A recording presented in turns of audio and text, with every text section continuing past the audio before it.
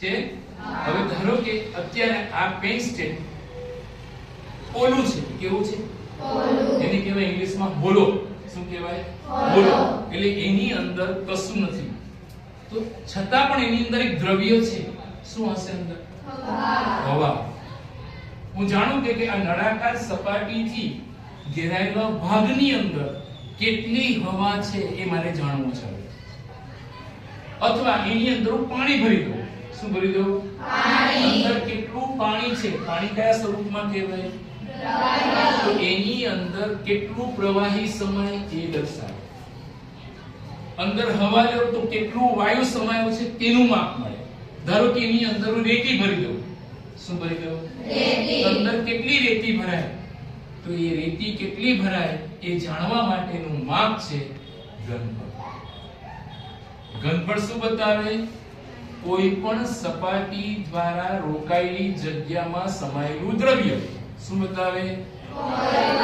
સપાટી દ્વારા રોકાયેલું દ્રવ્ય કેટલું છે એ જાણવાનું માપ એટલે ઘનફળ. તો ઘનફળ ઘનફળથી શું મળશે? દ્રવ્યનું માપ. દ્રવ્ય કયા સ્વરૂપમાં આવે? ઘન, પ્રવાહી અને વાયુ. ધારો કે અત્યારે આ કયા આકારમાં છે? બરાબર છે. કયો આકાર કયો છે એનો? બરાબર. જો આકાર નહીં, આ આકાર કયો છે? આ આકાર કયો છે? નળાકાર છે. હવે એની અંદર શું છે અત્યારે? પાણી. મારે જાણવું કેટલું પાણી સમાયેલું છે આ નળાકારમાં. તો મારે શું શોધવું પડે? શું શોધવું પડે? ઘનફળ. તમે પહેલા શું બોલ્યા? ક્ષેત્રફળ.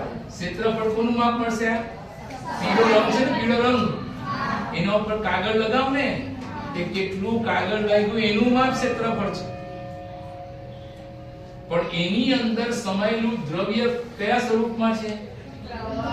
પ્રવાહી સ્વરૂપમાં. કેટલું સમાયેલું છે એ જાણવા માટે મારે શું શોધવું પડે? ચોક્કસ ખ્યાલ આવ્યો? જેમાં નળાકાર આકાર આવે, હા, એવા કોઈ પદાર્થનું તમે ઉદાહરણ આપશો મને જેમાં નળાકાર આકાર દેખાય? આવો નળાકાર આકાર દેખાવો જો આવો. બોલો અહીંયા તમે જો કે દેખાય છે? પાઇપ. પાણીની પાઇપ લાઈન આવે ને, પાઇપ. પછી સળિયો, ગોળ સળિયો, એ બી કયા આકારનો કહેવાય? નળાકાર. હવે શંકુ આકાર આવે એવો કોઈ પદાર્થ? Very good. આઈસ્ક્રીમ નો કોન કયા આકારમાં આવે? શંકુ આકાર. Very good. બર્થડે માં ઉપયોગમાં લેવામાં આવતી પેલી કેપ, બર્થડે બોય આવે ને એને કેપ પહેરાવવામાં આવે, એ બી કયા આકારની કહેવાય? શંકુ. થઈ ગયું? ચલો, જેમાં એક ગોળો આવે